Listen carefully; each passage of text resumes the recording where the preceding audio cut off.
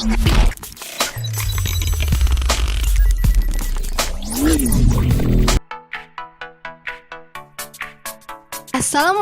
warahmatullahi wabarakatuh.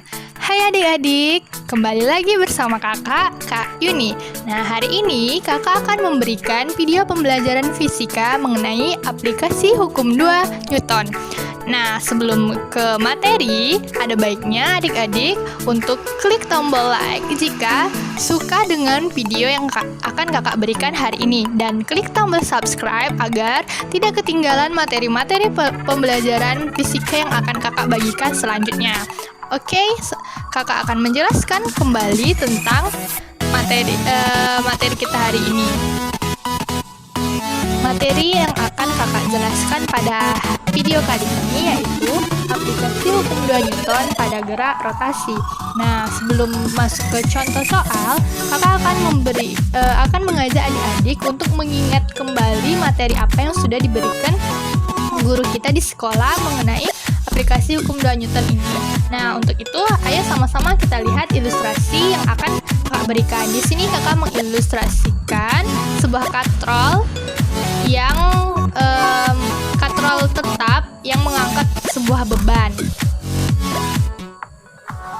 Bisa kita lihat pada sebuah peristiwa pengangkatan beban yang menggunakan katrol itu ada beberapa gaya yang terlibat, yaitu gaya tegangan tali yang disimbolkan dengan T dan gaya gravitasi atau gaya berat yang disimbolkan dengan W. Nah, berat beban bergerak turun dan menyebabkan timbulnya torsi pada katrol, sehingga katrol melakukan gerak rotasi. Nah, gaya-gaya yang bekerja pada sistem itu disebut dengan hukum Newton, yang mana bunyi hukum Newton adalah jika resultan gaya yang bekerja pada benda tidak sama dengan 0, benda akan mengalami percepatan yang arahnya sama dengan arah resultan gaya. Sehingga secara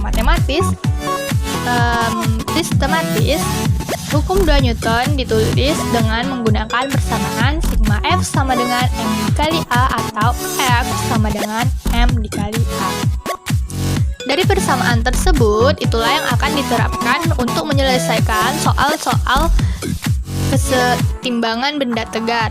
Nah, untuk itu, contoh yang akan kakak ambil ini adalah contoh soal kesetimbangan benda tegar, yang mana ada sebuah lampu digantung dengan membentuk sudut 60 derajat dan 30 derajat. Soalnya yaitu lampu kristal bermasa 20 kg digantung dengan bentuk tali penggantung seperti tampak pada gambar. Jika percepatan gravitasi bumi dianggap 10 meter per sekon kuadrat, tentukan besar tegangan tali pada T2. Nah, untuk menyelesaikan soal ini, kita harus uraikan terlebih dahulu gaya-gaya yang ada pada gambar, sehingga membentuk persamaan vektor, analisis vektor. Perhatikan analisis yang kakak buat ini. Gaya-gaya yang terdapat pada gambar, kita harus bentuk dulu menggunakan analisis vektor, yang mana ada gaya pada sumbu X dan sumbu Y. Gaya pada sumbu X itu kita tulis T1 dan gaya pada sumbu Y itu kita tulis T2. Nah, dengan menggunakan analisis vektor ini akan lebih mudah kita dalam menyelesaikan dalam menganalisis gaya-gaya yang terdapat pada soal, sehingga soal ini akan dianggap lebih mudah dalam menyelesaikannya. Nah, untuk itu kita tinjau terlebih dahulu gaya-gaya mendatar. Gaya-gaya mendatar itu adalah gaya-gaya pada sumbu X. Nah, seperti yang sudah dijelaskan tadi bahwa sigma F sama dengan 0. Nah, gaya-gaya yang terdapat pada sumbu X adalah T2X sama T1X. Maka T2X karena gayanya berlawanan, maka dikurang T1X sama dengan 0. Nah, tinggal dimasukkan saja T2X. Karena T2X ini diapit oleh sudut, maka T2X kita tulis cos. Ingat ya adik-adik, jika suatu gaya yang diapit oleh gaya lain sehingga membentuk sudut, persamaannya menjadi cos, maka kita tulis cos. Dan yang begitu juga untuk T1X. Cos 30 derajat adalah setengah akar 3 dan cos 60 derajat adalah setengah. Tinggal persamaan matematisnya saja langsung ditulis.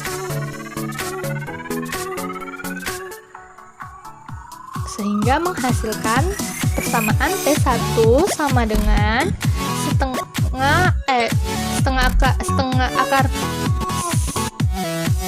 1/2-nya kita sama-sama coret, sehingga hasilnya akar 3 dikali dengan T2. Itu untuk gaya pada T1. Nah, sekarang kita tinjau lagi gaya-gaya vertikal. Gaya-gaya vertikal itu adalah gaya yang terdapat pada sumbu Y. Nah, kita tulis lagi rumusnya sigma F sama dengan 0. Kita perhatikan di sumbu Y itu ada gaya W, gaya T2Y, dan satu lagi ada gaya T1Y. Nah, karena mereka semuanya berlawanan, maka kita buat tanda kurang. Ini yang seperti kakak lingkarin. Langsung saja kita tulis W, kita tulis seperti yang gaya-gaya mendatar tadi. W kita tulis W, T2 kita tulis T2. Nah, karena T2Y ini pada sumbu Y ini dia tidak mengapit sudut, maka yang tidak mengapit sudut itu ditulis dengan sin 30 derajat untuk T2. Dan untuk T1 sama, itu tidak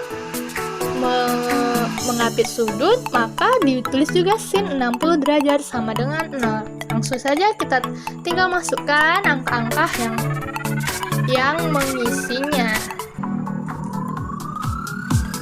Setelah persamaannya kita tulis, tinggal kita masukkan angka-angkanya seperti pada langkah tadi. Nah, maka T2-nya bernilai 200 Newton.